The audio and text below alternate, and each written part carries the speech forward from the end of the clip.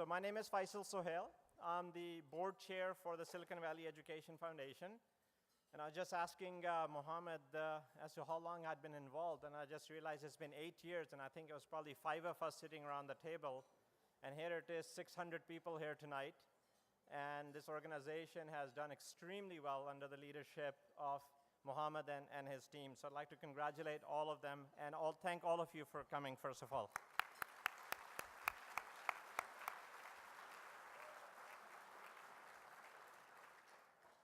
So I think the first thing we have to ask is, why are we here tonight? That's the first thing I would like to ask. What's the purpose of tonight? It's to invest in our children and our nation's future. It is this strength that propelled our country through wars and hard economic times, just as it must do today. At one time, our schools developed leaders who created jobs and provided innovative solutions that met the extreme challenges faced by our nation. Historians called the 20th century the American century. It was a time of unlimited imagination, boundless innovation, and a huge amount of risk-taking. And while there were failures, the American century resulted in unparalleled prosperity that we all enjoy today. But today, education, that foundation of sustainable strength, has some cracks in it. Our schools aren't what they once were, whether as a result of kids having too many distractions, video games and TV and other things, or never-ending budget challenges at our federal and state levels. Our schools are not producing as many future leaders as they once did.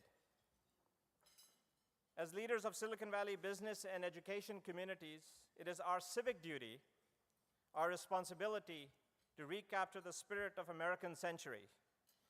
Post-Second World War, our government invested immensely in education, in basic science, in universities, in research, and think of all the good that came out of it. We expanded into the aviation industry, the automotive industry, and created new technology industries, the benefits of which we're reaping here today in Silicon Valley. That little agricultural valley turned into a leader of innovation and leader of technology throughout the world. So many innovations that they're hard to count. But the world has changed today. As we travel around, we no longer have a monopoly on invention or innovation.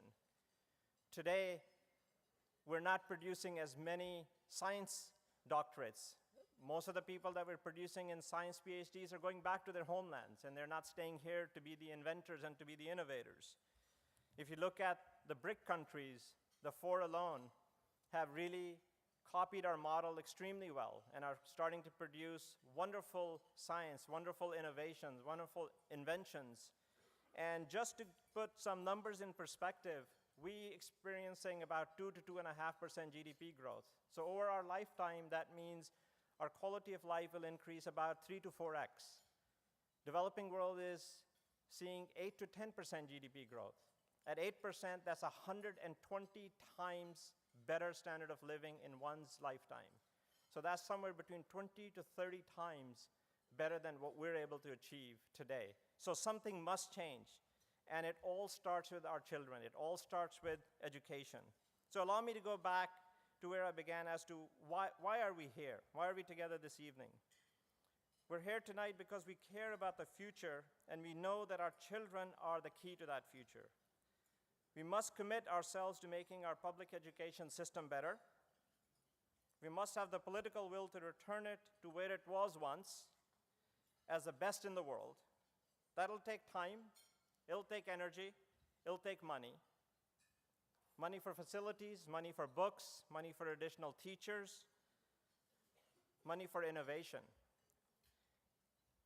And yes, we'll watch those dollars carefully, but we must make that investment to ensure our future, the future of our nation, by making sure that each and every kid in this country is educated, has an opportunity to be educated, and gets the best education so they can be competitive throughout the world. It's interesting, as my day job, I invest a lot in renewable resources. As a country, we are investing a lot in renewable resources, whether it is solar, whether it is wind, whether it is biofuels. And I started to think the most important renewable resource that we have is our children's minds. Our children is the most important renewable resource. So therefore, we must make the largest investment we can in our children, and the best way to make that investment is to invest in education.